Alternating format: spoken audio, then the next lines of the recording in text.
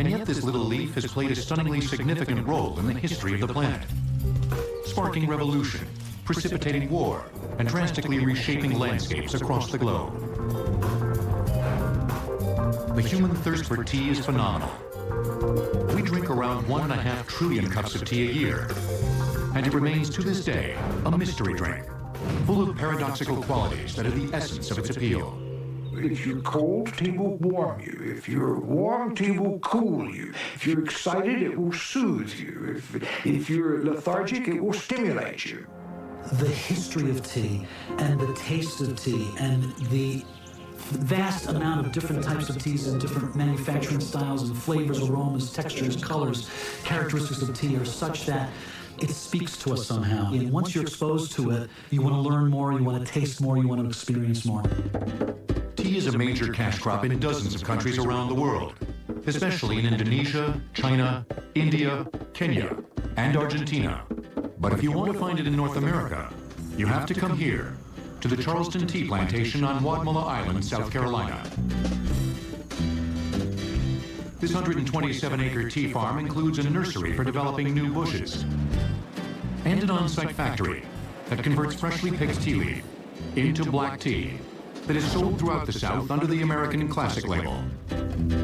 South Carolina and Hawaii are the only places in the U.S. that have the kind of semi-tropical, high rainfall climate needed for growing tea. What tea enjoys is high temperature and high humidity, and Charleston certainly has that during the summer. So really the tea thrives very well in this location. The Charleston Tea Plantation has a long and noble history. Tea bushes can live hundreds of years, and the thousands of bushes here are all seeded and cloned from Chinese plants that were imported to Charleston over 200 years ago. These plants date back to the first tea plants brought to America back in 1799 by a French botanist by the name of André Mouchot, who brought these plants from the Far East. The original bushes were planted about an hour's drive from here, just outside of Charleston. They produced commercial tea until that plantation went out of business in 1915. The Lipton Tea Company bought the bushes, which it continued to grow on their own, and replanted cuttings here in 1960 as part of a research and development farm. When Lipton decided to shut the farm down in 1987, the Bigelow Tea Company stepped in.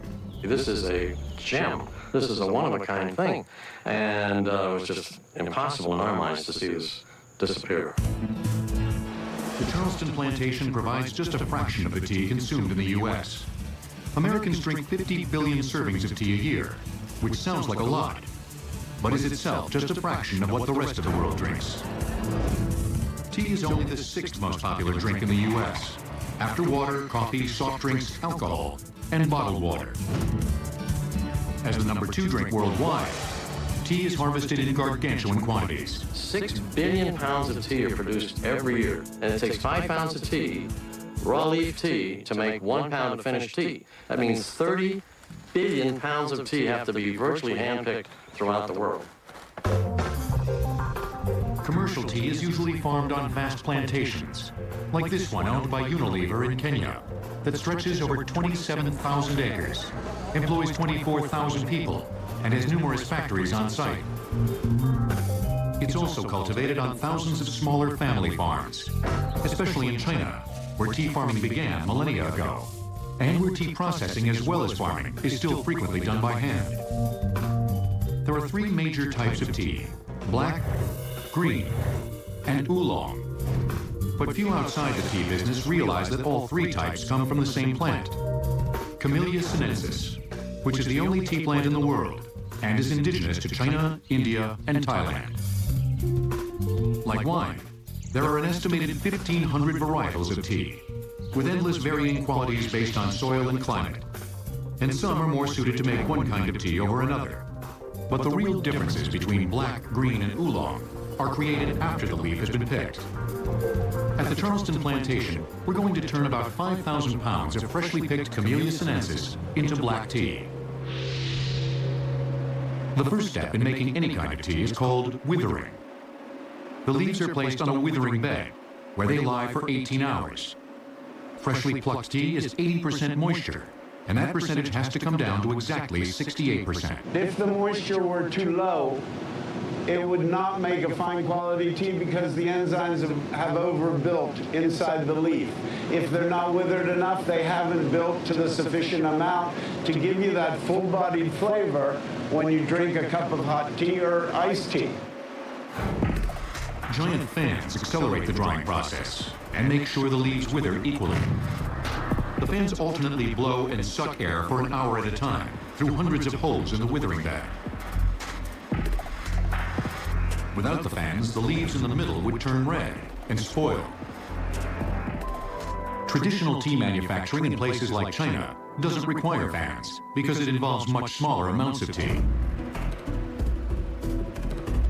After withering, the leaf at Charleston is conveyed to a shredding machine called a rotovane, where the tea will be ripped into pieces small enough to fit into a tea bag. But it's not just a question of size. Shredding is crucial because it tears open the cell walls of the leaf, which allows the tea to oxidize. There are many ways to break open the cell walls, including a number of traditional hand-rolling methods still popular in China. The rotovane and other mechanical devices are widely used when working with large amounts of leaf. Inside this rotovane, stationary fingers that we call veins and rotors that go around. And what it's doing is pressing the tea against these veins to rupture that cell wall and expose the tea juices. We want every cell wall broken. We want those juices exposed to the air. These tea juices are what is going to create the oxidation in the leaf to turn it from green leaves into black tea. The shredded leaves come out of the rotovane and onto the oxidation bed. Oxidation is the defining phase in the process of making black or oolong tea. You can see it's a very rich green color. This tea is then going to turn from green to a sort of coppery orange color. This is where the miracle of tea takes place. This is where all the flavor is built. This is where most of the quality comes from. Oxidation is the key to making black, oolong, or green tea. If the tea maker cuts the oxidation time in half, he'd have oolong, a lighter tea that is served in most Chinese restaurants. If he didn't allow any oxidation at all, he'd end up with green tea, the most popular form of tea in Japan, and familiar to anyone who's ever gone to a sushi bar. Oxidation is stopped by steaming the fresh leaves as soon as they've been harvested, as these tea makers from China are doing. Heat neutralizes the enzyme that allows the tea to oxidize and change color. After steaming, green tea goes through the same process of withering, shredding, and drying as black and oolong tea.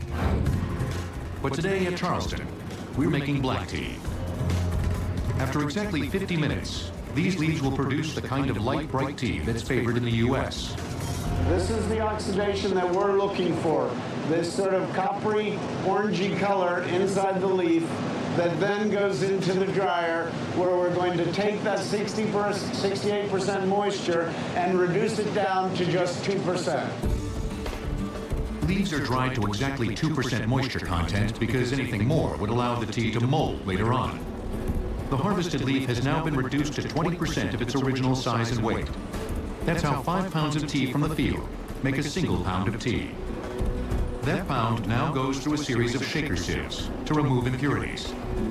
A final sieve uses static electricity to pull out tiny bits of fiber. In most countries, these pieces are painstakingly plucked by hand. These plastic rollers are pressed against felt, and underneath that creates a static charge. As the black tea goes along the conveyor, all the stem and fiber is sucked up and taken out of the black tea. And this is what we've taken out of the tea to end up with the pure black tea ready to be packed into tea bags. The process of making tea, which is basically the same around the world, with variations in technology, is simple but exacting. We have a saying in the tea world that tea is made in the field, the quality is produced in the field, and all you can do in the factory is ruin it or maintain that good quality. One can only speculate about the quality of the world's very first cup of tea.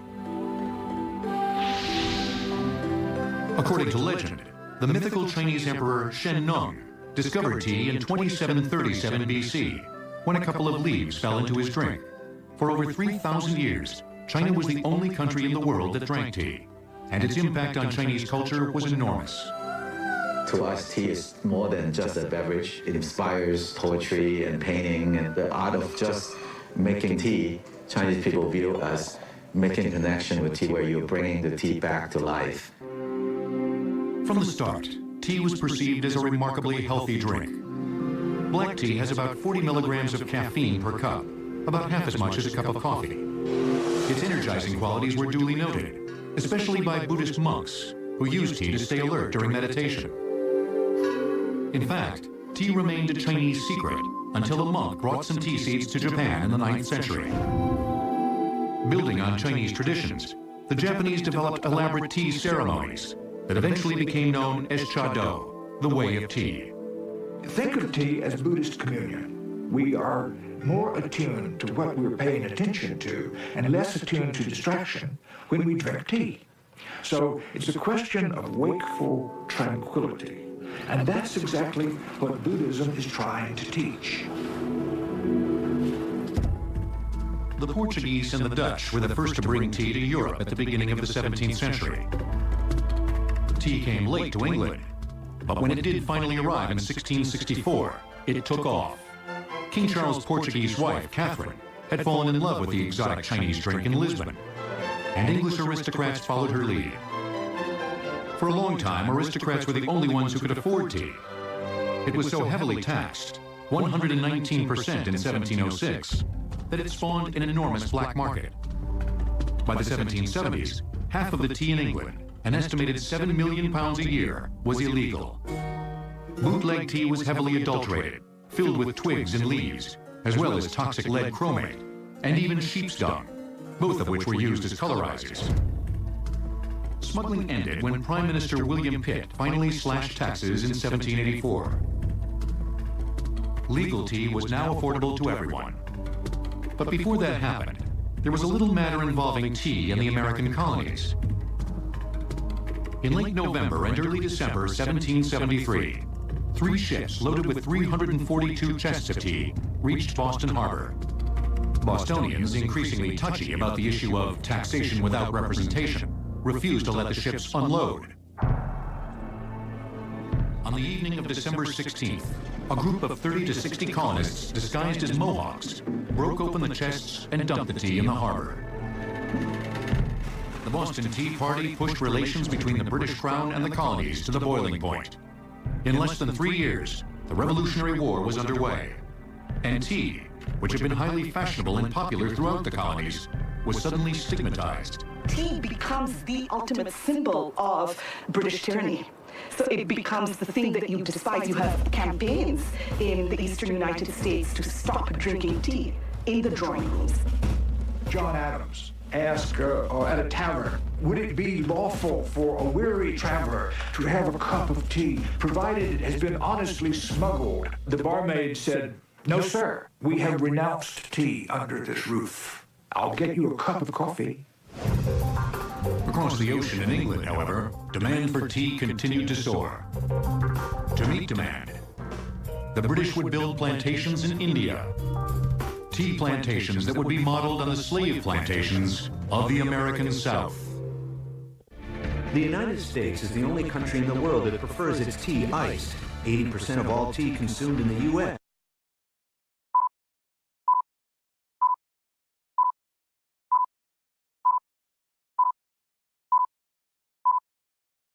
This is iced tea. We now return to tea on Modern Marvels.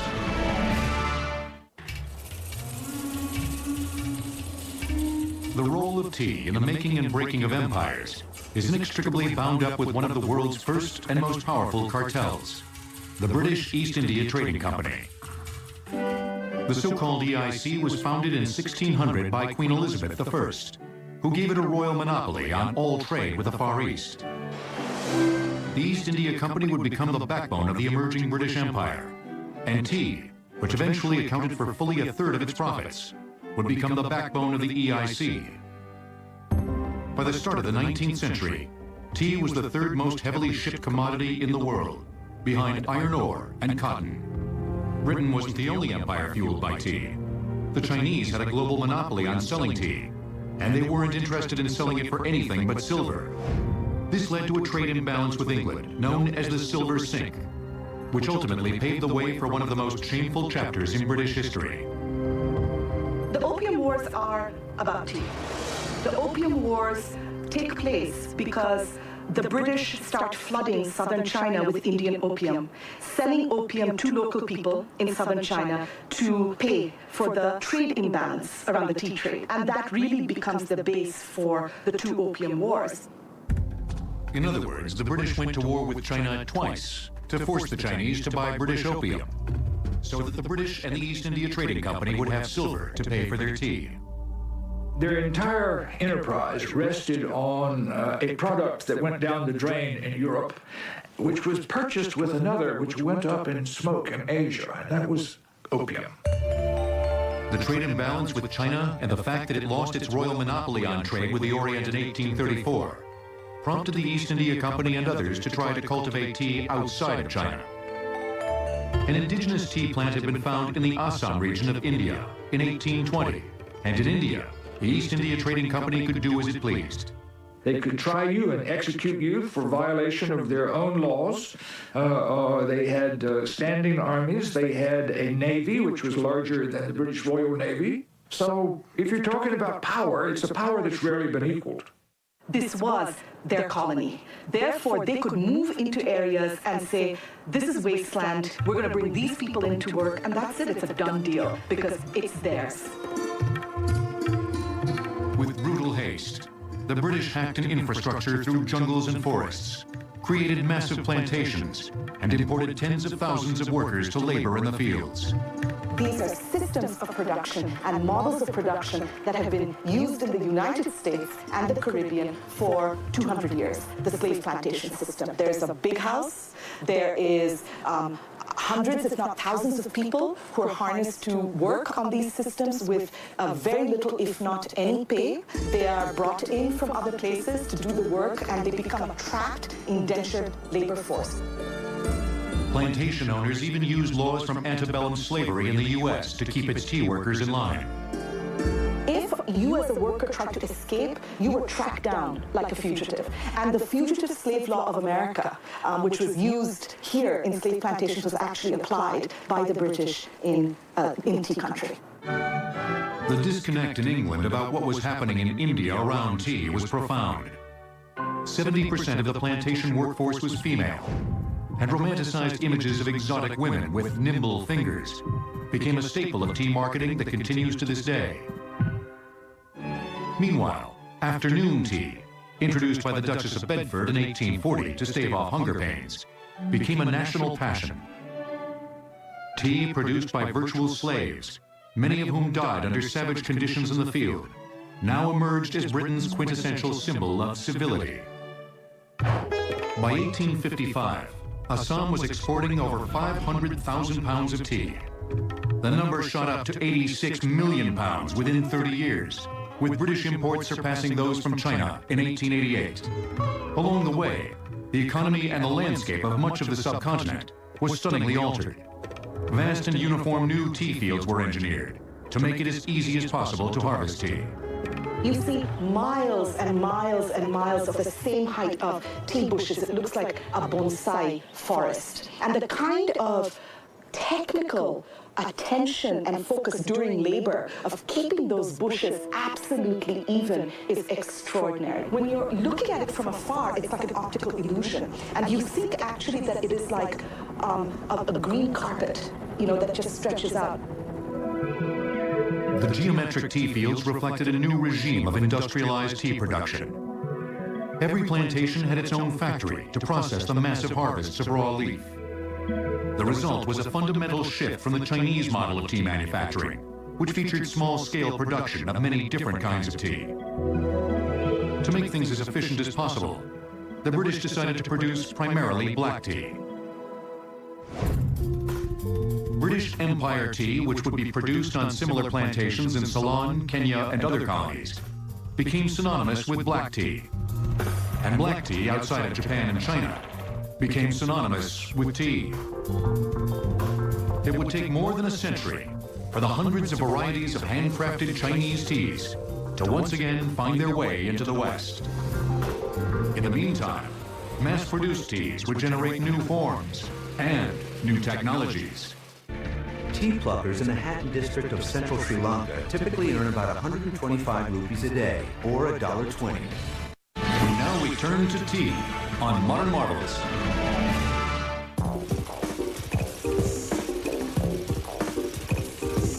The tea bag didn't arrive until the 20th century, but it quickly established itself as one of the iconic everyday objects of modern life, especially in the United States, where 65% of all tea, both iced and hot, is brewed through the bag. The Lipton Tea Company alone makes some 9 billion tea bags a year just in the U.S. 90% of them here, in Lipton's blending and tea bagging plant in Suffolk, Virginia. Our Suffolk facility is one of the largest, if not the largest, tea bag facility in the world. And if you can imagine, about 15 or 20 40-foot ocean-going containers full of tea going through that plant each week, that's the kind of volumes that we put through this facility. Long rows of these frenetic machines punch out 1 million tea bags an hour, 24 million a day, 7 days a week. The machines make around 200 bags a minute and use an astonishing 2,500 moving parts to whip together the simple pouches. It looks like an expensive clock that has all these moving parts, and you're standing there and you're watching it, and it's just fascinating to see all this stop-and-go movement in the creation of the tea bag. Lipton tea bagging components, paper, labels, string, and staples, fly through the machine with amazing precision and speed. The sides of the bags are not glued together, but folded so neatly that they hold their shape when steeped in boiling water. The center fold is very important because if it's not a tight fold, the tea is going to come out into the cup, and that's something we do not want.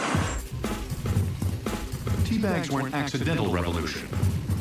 An American tea seller sent out samples of tea in silk pouches in 1908. Instead of taking the tea out and brewing it loose leaf style, buyers just dropped the pouches in hot water, and the tea bag was born. Eventually, the silk became gauze, and then paper. Commercial production in the 1920s added a string and tag. A big breakthrough in tea bagging technology came in the 1950s, when the tea bagging machines that Lipton still uses were first introduced. The machines were designed to create Lipton's signature double-sided or flow-through bag. If you put 2 tea bags together, you'd get more tea flavor. Well, that's the idea behind our Lipton flow-through bag. And Lipton converted their entire operation to manufacturing that bag, and it vaulted Lipton by far to the #1 position in the marketplace. And the advantage of this tea bag was that you actually created 4 sides for the tea to be exposed to water, and it created more space in the tea bag for the leaves to expand and to brew properly. Lipton's newest generation of tea bagging machines is 3 times as fast as the older models. This one, which shoots out 600 bags a minute, is used to bag Lipton's green and specialty teas.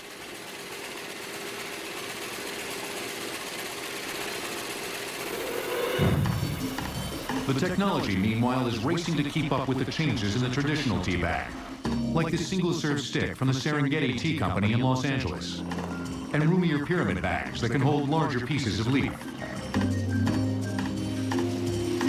Shooting tea into small pouches is the culmination of a long process for mass-market tea manufacturers like Lipton. Tea tasting is at the heart of that process. Yep, that's okay. P-code 7. That's because most Lipton teas are actually blends, made up of dozens of individual teas. Making sure those blends have consistent flavor, color, and mouthfeel requires constant changes in the formula and constant tasting. The reason we have to keep tasting to maintain that taste is every tea garden can make a different type of tea every week. The quality of the teas can change according to weather, according to how well they plucked the leaf and how well it was rolled. So it's almost like a juggling act. You know, you're constantly changing the formulas to keep consistency. Lipton's classic orange Pekoe tea is made up of between 40 and 60 teas.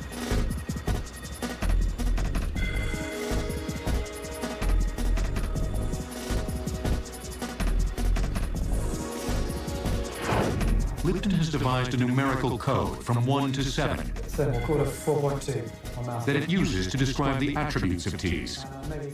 So for our mainstream blend, we try and keep around a taste score of, say 4.4. We try and keep a very high color or hue score of maybe 6.8, and we probably try and keep a medium mouthfeel or thickness score of around 4.8. It's fairly thick, so about a 5.2. Tea tasting is a skill that requires 4 to 5 years of intense training.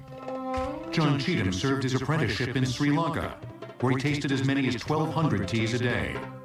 It's a bit like learning to play a musical instrument. The more you practice, the better you get at it. And the more you practice, the more you're better to pick out different types of tastes.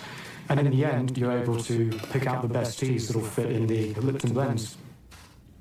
When we're tasting, we suck in the tea at around 100 miles per hour, and that's so you can oxidize the tea and break it up into particles, and also spray it around to different parts of your mouth, because you're tasting different things with different parts of your mouth.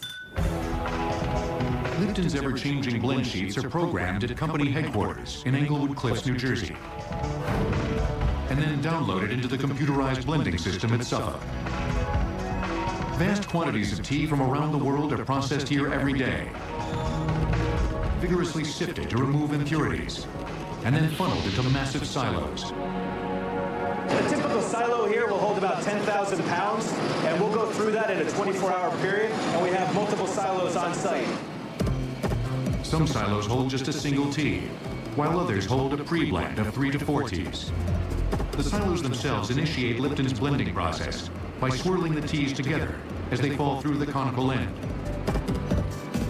Conveyor belts carry the teas from the silos to this blending machine, which gently tumbles the day's recipe.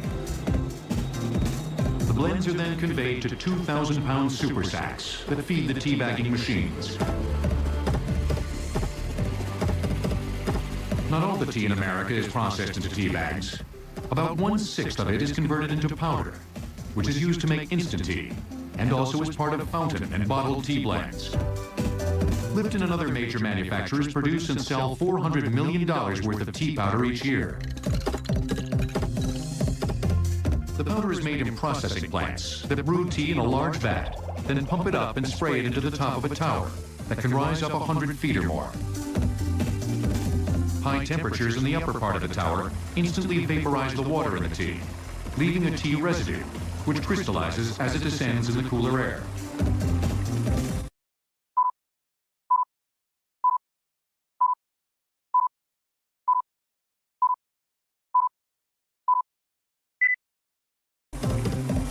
Tea powder and tea bags are frowned upon in much of the world, including China and India, where many people still drink tea loose leaf style. Traditional drinkers insist that the directly infused leaf puts more flavor in the brew. But sometimes you can have too much of a good thing. Welcome to Celestial Seasonings and the overwhelming power of peppermint. Darjeeling tea, grown in the foothills of the Himalayas, is a light and subtle tea that can retail for hundreds of dollars a pound. It is known as the champagne of tea.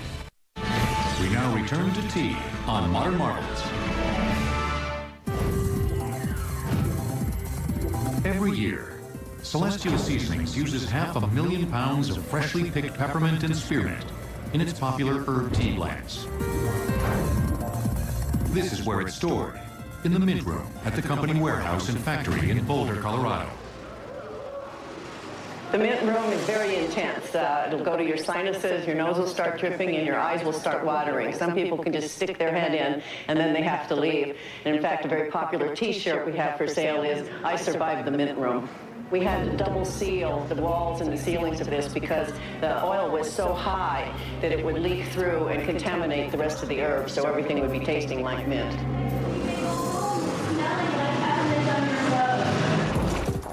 Mint is just one of over 100 herbs that Celestial Seasonings stocks in mega quantities for its various blends. A dog might go insane wandering these warehouse aisles, stuffed with everything from cinnamon to ginger to vanilla bean to licorice to lemongrass. The herb tea giant revolutionized the American tea industry in the 1970s with the introduction of feel-good botanical blends like Sleepy Time and Red Zinger. Many of the blends were made entirely of herbs. They didn't contain Camellia sinensis or tea, and they introduced consumers to a medicine chest of plants that could reputedly do everything from prevent a cold and soothe a sore throat to fire up your sex drive and settle your nerves. Hibiscus, the herb that puts the zing in Red Zinger, is imported mainly from Thailand and China. Celestial Seasonings uses 1 million pounds of it a year. Before it can be blended with other ingredients, the raw compacted hibiscus, like all the other herbs that Celestial uses, has to be broken down into pieces that will fit into a tea bag. The first phase of milling is done by hand. What that individual is doing is breaking it down into consumable units, if you will, so that it doesn't back up within the internal mechanisms of the machine. That individual is also doing a visual inspection of the ingredients, so any foreign material that would be present in the ingredient before we go through our process, we're pulling that out. The herb is further broken down into smaller but still coarse pieces, and then conveyed to a cutter mill, where the real chopping is done. Here, the hibiscus falls onto a shaft embedded with 7 3-inch high and 1-inch thick blades that rotate at high speed. The shredded hibiscus is then sucked through the system into a gyrating sifter that holds 10 screens, each one with a finer mesh than the one before. We want it to be real consistent, because if we have large particles and smaller particles, the infusion rate's going to be different for all of those particles. After milling, the herbs are blended and then funneled to Celestial's tea bagging machines. Because these tea bags don't have strings or tags or staples, these machines are a lot faster than those at Lipton, flinging out upwards of 1,000 tea bags a minute. It's a pretty intricate web that goes through the machine that will seal the 2 sides of the tea bag paper that actually has adhesive together. The sealing temperature is quite high, upwards of about 150 degrees centigrade. And so that's important to us, because a consumer is putting boiling water on top of a tea bag at 100 degrees centigrade. We want to make sure that that bond is going to stay intact throughout that entire cup of tea. Celestial Seasonings pioneered the herb or hippie tea revolution in the United States in the late 1960s. The first herbs were picked in the wild from fields and meadows around Boulder.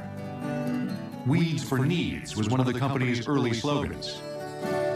They wildcrafted it right here in the Rocky Mountains, and then they had to figure a way to dry it and a place to dry it in so it wouldn't be rained on. So they used somebody's barn and another person's garage. And then they stuffed it into muslin bags by hand and put little strings around it, and then took it to natural food stores. Early reaction from the tea industry, which revolved almost entirely around traditional black tea, was dismissive. I remember going to a tea company in the south of London, England, and their manufacturing manager allowed me to tour their whole facility, saying, "You're no competition to us." And I think they think a little differently now. Indeed, herbal and flavored teas now account for over 1/3 of tea bag and loose leaf sales in America.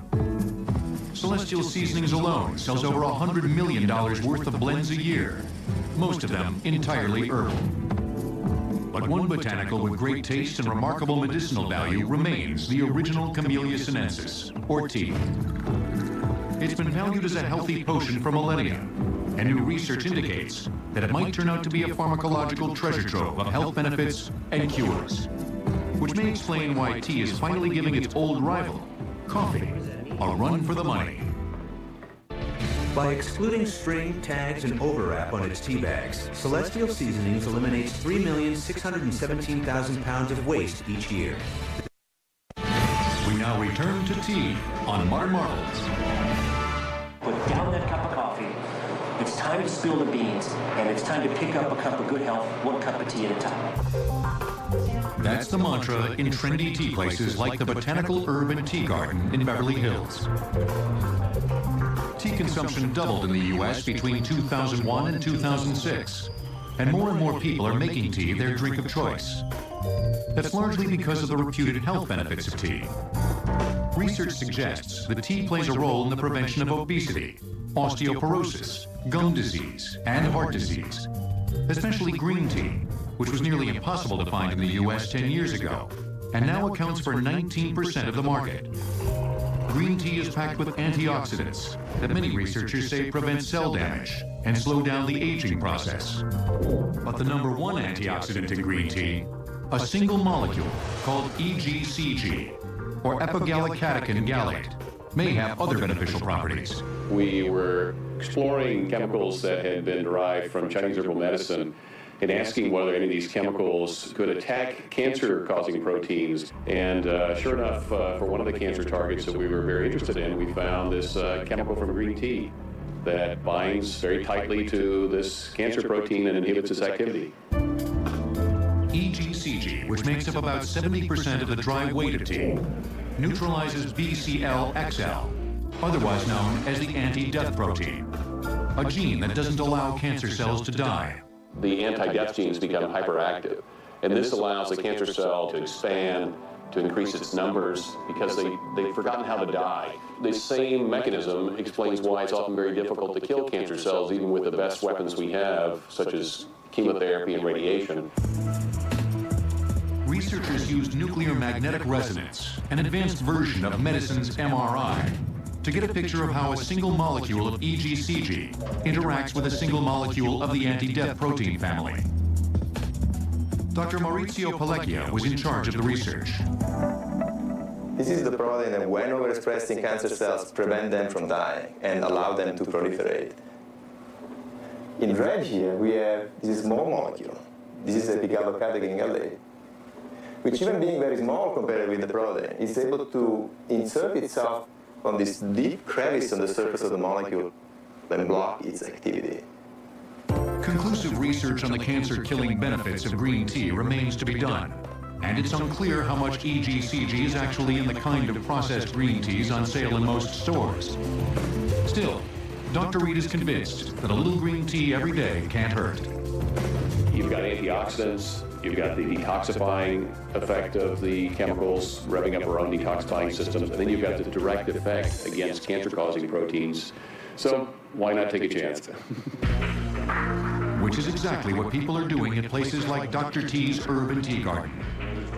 There are over 100 varieties of tea here, green as well as black, oolong, and herb, most of them imported from India and China in small batches. Unlike mass-produced teas, which aim for consistency, the very inconsistency of these teas, the fact that they vary from harvest to harvest depending on climate, soil, and even the style of plucking, is what makes them intriguing to devotees. And pricey. Dr. T's menu ranges from $4 to $300 a pot. This tea, called Taiping from the Fujian province of southern China, was once reserved for Chinese royalty and was served to Richard Nixon during his historic visit to China in 1972. This plantation produces, in its entire year, 150 kilos, 300 pounds of tea, and that's it. I was given 14 ounces. One of my most prized teas right here. Dr. T's most prized tea, however, is this one. It's Pu'er, a category of Chinese tea that, like wine, improves with age. That's because of a processing method that's been a Chinese state secret since the 14th century, which enables the leaf to develop a mold as it ages. And that mold protects the tea and ripens the flavor. You can see here how the blue is that little bacteria that grows on the tea cake. And it's that bacteria combined with the chemical pH balance of the tea that provides this tea cake with the most delicate nose, the most delicate palate of sweetness that you have never experienced. Oh my. Pu'ers have sold at auction for as much as $40,000 per cake. Dr. T's 1952 Pu'er sells for nearly $1,000 an ounce. But tea aficionados may not entirely feel the pain, because tea, according to Dr. T, is the only plant on Earth that has a stimulant, caffeine, and a tranquilizer, something called L-theanine. That makes the tea buzz totally different from that of coffee. The caffeine stimulates the beta brainwaves, the fight-flight response. Your body goes into a state of shock with caffeine. It's ready to take care of a perilous situation. L-theanine, secreted into the brain, stimulates the alpha brainwaves, relaxed, focused, meditative energy. Tea has it, Coffee does not. No pleasure is simpler, no luxury cheaper, and no consciousness-altering substance more benign than our simple tea. You want to be ceremonious about tea making, there's certainly tea for you. You want something to quench your thirst, there's tea for you. You want something to keep you up working, there's tea for you. There's nothing else on earth like it. Which may explain why the 5,000-year-old drink of emperors has become the preferred drink of humankind. Not only does tea have a unique ability to wake up and calm, light and soothe, and yet this little leaf has played a stunningly significant role in the history of the planet, sparking revolution, precipitating war, and drastically reshaping landscapes across the globe. The human thirst for tea is phenomenal. We drink around 1.5 trillion cups of tea a year, and it remains to this day a mystery drink, full of paradoxical qualities that are the essence of its appeal. If you're cold, tea will warm you. If you're warm, tea will cool you. If you're excited, it will soothe you. If you're lethargic, it will stimulate you. The history of tea and the taste of tea and the vast amount of different types of teas and different manufacturing styles and flavors, aromas, textures, colors, characteristics of tea are such that it speaks to us somehow. And once you're exposed to it, you want to learn more, you want to taste more, you want to experience more. Tea is a major cash crop in dozens of countries around the world, especially in Indonesia, China, India, Kenya, and Argentina. But if you want to find it in North America, you have to come here, to the Charleston Tea Plantation on Wadmalaw Island, South Carolina. This 127-acre tea farm includes a nursery for developing new bushes and an on-site factory that converts freshly picked tea leaf into black tea that is sold throughout the South under the American Classic label. South Carolina and Hawaii are the only places in the U.S. that have the kind of semi-tropical, high rainfall climate needed for growing tea. What tea enjoys is high temperature and high humidity, and Charleston certainly has that during the summer. So really the tea thrives very well in this location. The Charleston Tea Plantation has a long and noble history. Tea bushes can live hundreds of years, and the thousands of bushes here are all seeded and cloned from Chinese plants that were imported to Charleston over 200 years ago. These plants date back to the first tea plants brought to America back in 1799 by a French botanist by the name of André Mouchot, who brought these plants from the Far East. The original bushes were planted about an hour's drive from here, just outside of Charleston. They produced commercial tea until that plantation went out of business in 1915. The Lipton Tea Company bought the bushes, which it continued to grow on their own, and replanted cuttings here in 1960 as part of a research and development farm. When Lipton decided to shut the farm down in 1987, the Bigelow Tea Company stepped in. This is a gem. This is a one-of-a-kind thing. And it was just impossible in our minds to see this disappear. The Charleston plantation provides just a fraction of the tea consumed in the U.S.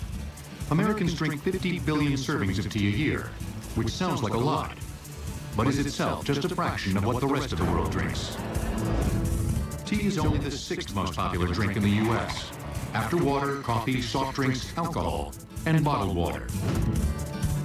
As the number 2 drink worldwide, tea is harvested in gargantuan quantities. 6 billion pounds of tea are produced every year, and it takes 5 pounds of tea, raw leaf tea, to make 1 pound of finished tea. That means 30 billion pounds of tea have to be virtually handpicked throughout the world. Commercial tea is usually farmed on vast plantations, like this one owned by Unilever in Kenya, that stretches over 27,000 acres, employs 24,000 people, and has numerous factories on site. It's also cultivated on thousands of smaller family farms, especially in China, where tea farming began millennia ago, and where tea processing as well as farming is still frequently done by hand. There are 3 major types of tea: black, green, and oolong. But few outside the tea business realize that all three types come from the same plant, Camellia sinensis, which is the only tea plant in the world and is indigenous to China, India, and Thailand. Like wine, there are an estimated 1,500 varietals of tea, with endless varying qualities based on soil and climate. And some are more suited to make one kind of tea over another. But the real differences between black, green, and oolong are created after the leaf has been picked. At the Charleston plantation, we're going to turn about 5,000 pounds of freshly picked Camellia sinensis into black tea. The first step in making any kind of tea is called withering. The leaves are placed on a withering bed, where they lie for 18 hours. Freshly plucked tea is 80% moisture, and that percentage has to come down to exactly 68%. If the moisture were too low, it would not make a fine quality tea because the enzymes have overbuilt inside the leaf. If they're not withered enough, they haven't built to the sufficient amount to give you that full-bodied flavor when you drink a cup of hot tea or iced tea. Giant fans accelerate the drying process and make sure the leaves wither equally. The fans alternately blow and suck air for an hour at a time through hundreds of holes in the withering bed. Without the fans, the leaves in the middle would turn red and spoil. Traditional tea manufacturing in places like China doesn't require fans because it involves much smaller amounts of tea. After withering, the leaf at Charleston is conveyed to a shredding machine called a rotovane, where the tea will be ripped into pieces small enough to fit into a tea bag. But it's not just a question of size. Shredding is crucial because it tears open the cell walls of the leaf, which allows the tea to oxidize. There are many ways to break open the cell walls, including a number of traditional hand-rolling methods still popular in China. The rotovane and other mechanical devices are widely used when working with large amounts of leaf. Inside this rotovane, stationary fingers that we call veins and rotors that go around. And what it's doing is pressing the tea against these veins to rupture that cell wall and expose the tea juices. We want every cell wall broken. We want those juices exposed to the air. These tea juices are what is going to create the oxidation in the leaf to turn it from green leaves into black tea. The shredded leaves come out of the rotovane and onto the oxidation bed. Oxidation is the defining phase in the process of making black or oolong tea. You can see it's a very rich green color. This tea is then going to turn from green to a sort of coppery orange color. This is where the miracle of tea takes place. This is where all the flavor is built. This is where most of the quality comes from. Oxidation is the key to making black, oolong, or green tea. If the tea maker cuts the oxidation time in half, he'd have oolong, a lighter tea that is served in most Chinese restaurants. If he didn't allow any oxidation at all, he'd end up with green tea, the most popular form of tea in Japan, and familiar to anyone who's ever gone to a sushi bar. Oxidation is stopped by steaming the fresh leaves as soon as they have been harvested, as these tea makers from China are doing. Heat neutralizes the enzyme that allows the tea to oxidize and change color. After steaming, green tea goes through the same process of withering, shredding, and drying as black and oolong tea. But today at Charleston, we're making black tea. After exactly 50 minutes, these leaves will produce the kind of